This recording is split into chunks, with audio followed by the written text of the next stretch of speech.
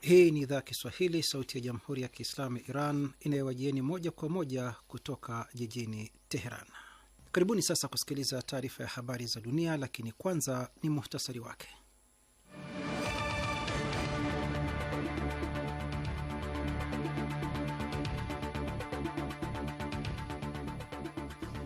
Ripoti zinasema kwamba wanajeshi zaidi ya 7 wameuawa ndani ya meli ya kivita ya Marekani baada ya kutokea mzozo baina ya maafisa wa kijeshi wa nchi hiyo.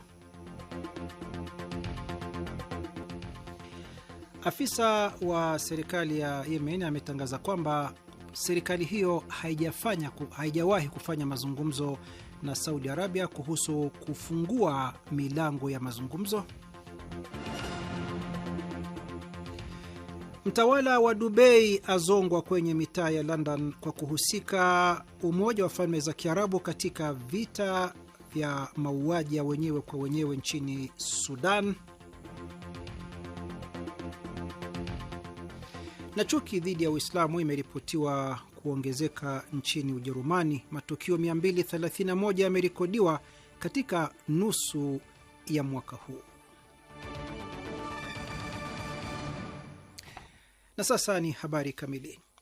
Wanajeshi 7 wa jeshi la wanamaji la Marekani wameripotiwa kuuawa na wengine kadhaa kujeruhiwa katika mapigano makali ndani ya meli ya USS Abraham Lincoln, huku machafuko yanayoongezeka miongoni mwa wafanyakazi wa meli hiyo yakiweka wazi mashinikizo makubwa ndani ya jeshi la Marekani kutokana na majukumu ya muda mrefu ya kivita.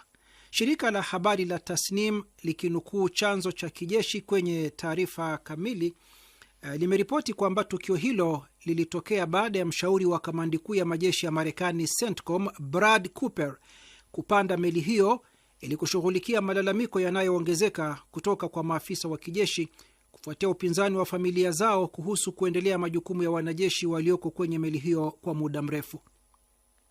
Inasemekana kwamba mshauri huyo alikumbana na matusi na kurushiwa chupa za maji alipokuwa akihutubia mkutano wa wanajeshi walioko ndani ya manuari USS Abraham Lincoln.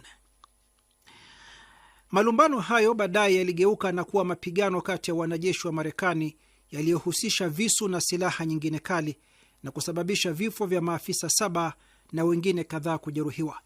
Shirika la habari la Tasnim limeripoti kwamba hali ya mambo ndani ya meli hiyo ya kubeba ndege bado ni ya wasiwasi na mvutano.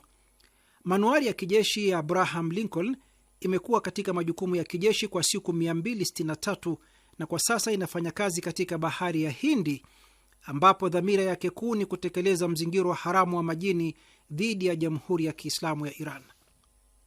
Machafuko hayo yameripotiwa huku kukiwa na wasiwasi kuhusu hali ya maisha na mazingira ya kazi ya mabaharia na wanajeshi wa majini wa Marekani wapatao 5,000 walioko ndani ya meli hiyo.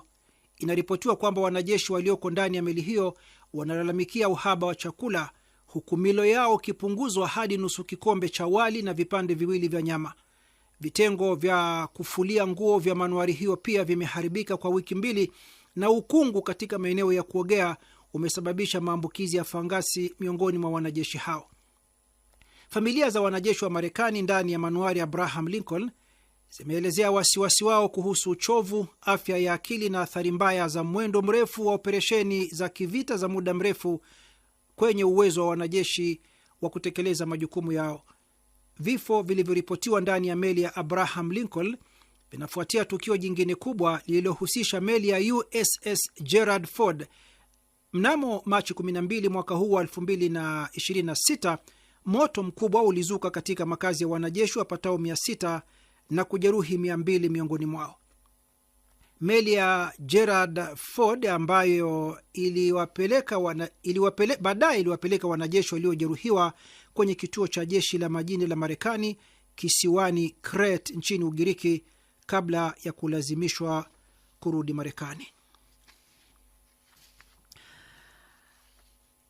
Mkuu wa ujumbe wa Yemen katika mazungumzo ya amani amesema Sanaa haijawahi kufunga milango ya mazungumzo na Saudi Arabia, bali Saudia ndiyo inayokataa suala hilo.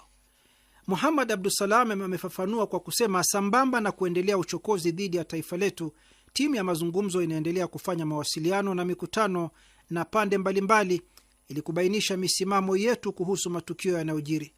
Operesheni za vikosi vyetu vya ulinzi dhidi ya meli za Saudi Arabia, mikusanyiko ya vikosi na wanajeshi wake na kambi za kijeshi ndani ya nchi ni sehemu ya majibu yetu halali kwa mashambulizi ya Saudi Arabia, ikiwemo shambulizi dhidi ya uwanja wa ndege wa Sanaa.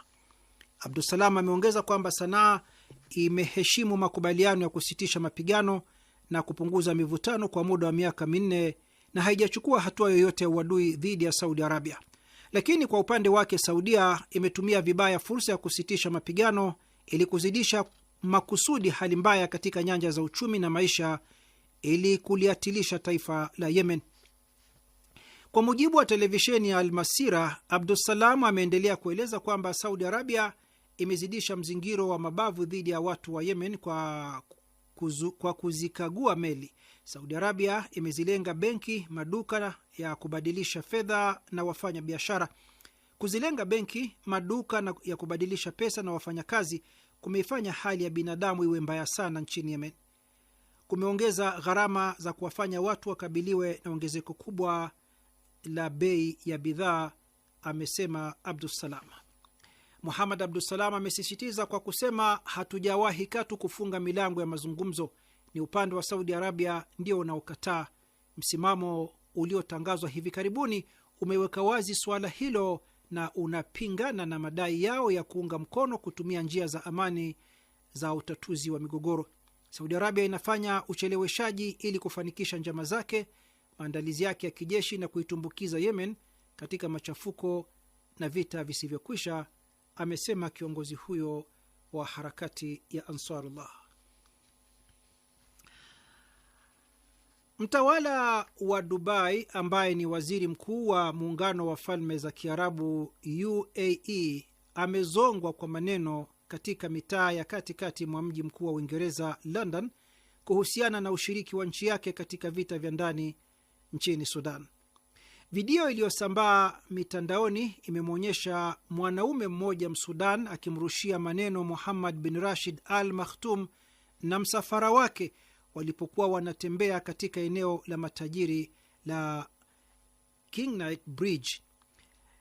Waimarati wa Umoja wa Falme za Kiarabu wanawaua watu wa Sudan, alipaza sauti mwanaume huyo kutokea ng'ambo ya barabara akimhutubu mtawala wa Dubai na kundi alilokuwa ameandamana nalo, na kuongeza kwa kusema, Umoja wa Falme za Kiarabu unaua watu katika nchi yangu, acheni kuwaua watu wangu. Katika mazingira hayo, mwanaume mmoja anayeonyesha kuwa ni Muimarati aliyekuwa kwenye msafara wa Al Maktoum anaonekana akitoa maneno machafu ya matusi na ya ubaguzi wa rangi dhidi ya Msudani huyo kwa kumwambia, kwenda zako wewe na hao watu wako, kwenda zako mwana haramu mweusi. Umesema mweusi, anasikika Msudani huyo akihoji, huku Muimarati huyo akimjibu tena kwa maneno ya matusi na kumfuata mtu huyo upande wa pili wa barabara kukabiliana naye. Acheni kuwaua Wasudani, aliendelea kusema Msudani huyo. Imarati na Umoja wa Falme za Kiarabu wanawaua watu wa Sudan, wanawaua watu katika nchi yangu. Muhammad bin Zaid wanawaua watu katika nchi yangu, alisema Msudani huyo, akimaanisha rais wa Muungano wa Falme za Kiarabu.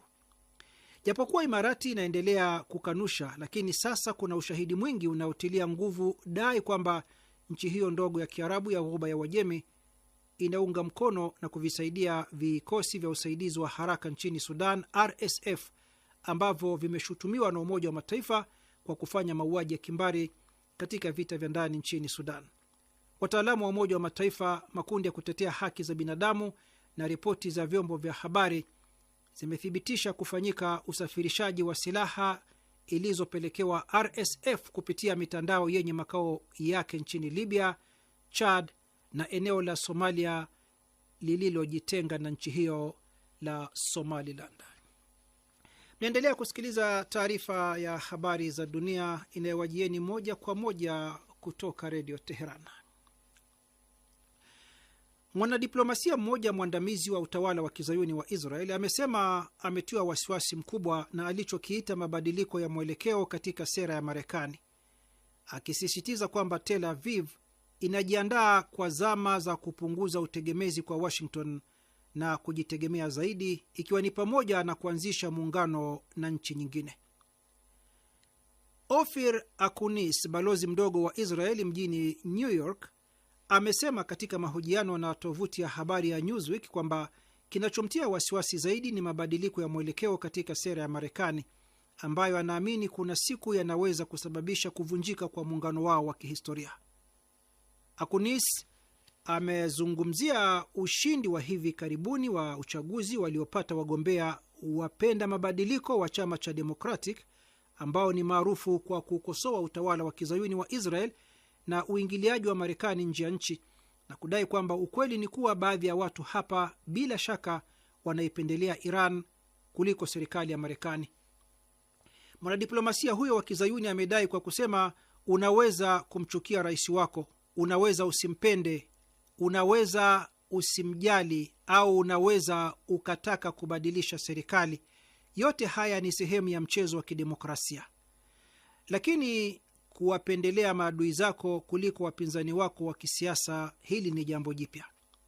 Huku akisema anatumai Marekani itabaki kuwa nasi daima, Akunis ameeleza kwamba kwa namna anavyoona mwenendo wa sasa unavyokwenda, watahitaji kujiandaa kujitegemea zaidi kuliko walivyozoea. Amesema kuimarisha hisia ya kuwa huru na kujitegemea hakumaanishi ubinafsi, na akaongeza kwamba mbali na muungano wetu na Marekani, tutaendelea kujenga miungano na nchi nyingine. Kwa mujibu wa Newsweek, balozi huyo mdogo wa Israeli nchini Marekani ameashiria kuimarisha uhusiano na nchi kama India, Ugiriki na Cyprus, ikiwa ni sehemu ya miungano yenye ncha sita ambayo waziri mkuu wa utawala huo wa kizayuni Benjamin Netanyahu alishawahi kuizungumzia hapo kabla.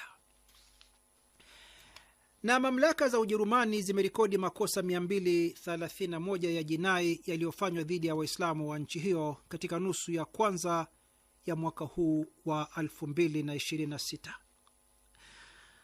Hayo ni kwa mujibu wa data za serikali zilizotolewa kama mjibizo kwa uchunguzi wa bunge uliofanywa na wabunge wa chama cha Kijani. Serikali ya Ujerumani inasema takwimu hizo, ambazo zinajumuisha kesi zilizoainishwa chini ya kategoria ya chuki dhidi ya Uislamu, Islamofobia, ya makosa yaliyochochewa na sababu za kisiasa, ni za muda na zinaweza kupitiwa upya. Kwa mujibu wa data hizo, polisi iliwatambua washukiwa 127 katika matukio hayo, lakini hakuna hata mmoja aliyekamatwa. Kati ya makosa hayo 231 ya jinai yaliyofanywa dhidi ya Waislamu wa Ujerumani, 33 yalifanywa kupitia mtandaoni. Mamlaka husika zilirekodi kesi 44 za uchochezi wa chuki, 13 zikihusisha alama za mashirika yasiyokubalika kikatiba, makosa 11 ya vitendo vya ukatili, kesi 9 za ulazimishaji mambo au utoaji vitisho, na kesi 3 za uharibifu wa mali za Waislamu nchini Ujerumani. Na huu, wapenzi wasikilizaji, ndio mwisho wa taarifa ya habari za dunia kutoka Redio Teheran.